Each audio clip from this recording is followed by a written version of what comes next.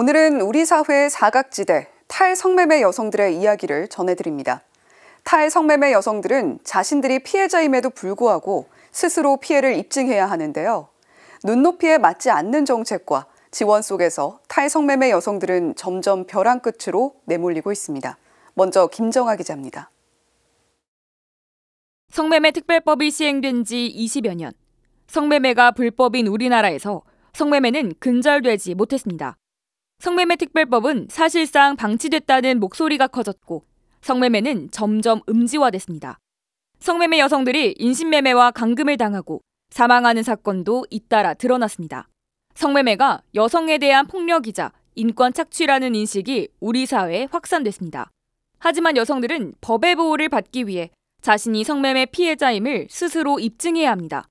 증명이 수사 과정에서 쉽지 않기 때문에 그래서 처벌받는 여성들도 많으시고 피해도 구제받고 싶은데 업주나 구매자를 신고하거나 고소하려고 하면 본인도 처벌될 우려가 있기 때문에 정부는 2007년까지 성매매 집결지 폐쇄를 추진하겠다고 밝혔지만 20년이 다 돼가는 지금도 전국의 성매매 집결지는 12곳이 남았습니다.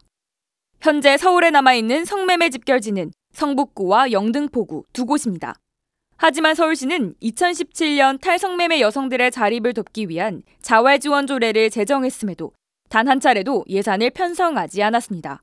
특히 재개발이 진행 중인 성북구 미아리의 경우 이곳에서 생계를 유지해온 여성들은 어떤 보상도 없이 삶의 터전을 떠나야 하는 상황입니다.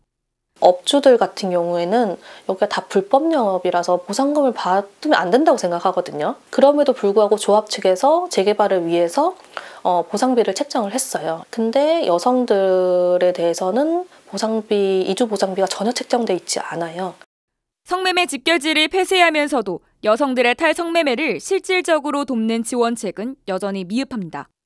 법적으로 마련된 지원기간 역시 1년으로 자립 기반을 마련하기에는 턱없이 부족합니다. 내가 이제 좀 몸을 좀 추스릴 것 같은데 지원이 끝나니까 어떻게 해야 될지 모르겠다, 막막하다 이런 이야기 많이 하시거든요. 탈성매매 여성들에게 가장 절실한 건 안정된 주거와 일자리입니다. 하지만 이들은 정부의 주거 지원 대상에서도 제외됩니다. 젠더폭력 피해자는 신청이 가능하지만 성매매 피해자는 포함되지 않기 때문입니다. 사회가 이들을 피해자로 인정하지 않는 현실을 보여주는 대목입니다. 정말 일자리가 없어요. 여성들이 일할 수 있는 곳이 너무 없고 그리고 벼랑 끝에 몰려있는 여성들이 너무 많습니다. 현재 전국의 성매매 여성들을 위한 자활센터는 13곳. 평균 10여여 명만 수용할 수 있고 지원 기간도 1인당 최대 3년으로 제한됩니다.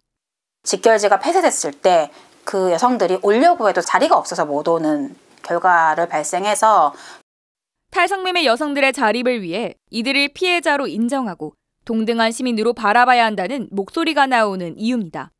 정말 성매매 너무 폭력적인 일이고 성매매 여성들이 너무 힘들게 생존하고 있어요. 우리가 좀 어떻게 같이 함께 살아갈지를 고민하고 또 더 나은 삶을 좀 함께 고민을 하면 좋겠다. 성매매를 노동으로 보는 시선에 대한 비판의 목소리도 나옵니다. 열악하고 저 밑바닥까지 내려갈 정도의 환경이 안 좋았던 건데 그걸 경험해보지 못한 사람들이 성매매를 성노동이라고 말하는 거는 모멸감을 느끼게 만드는 거거든요. 성매매 여성들을 향한 사회적 낙인을 지우고 실질적 지원을 확대할 때입니다. CPBC 김정호입니다.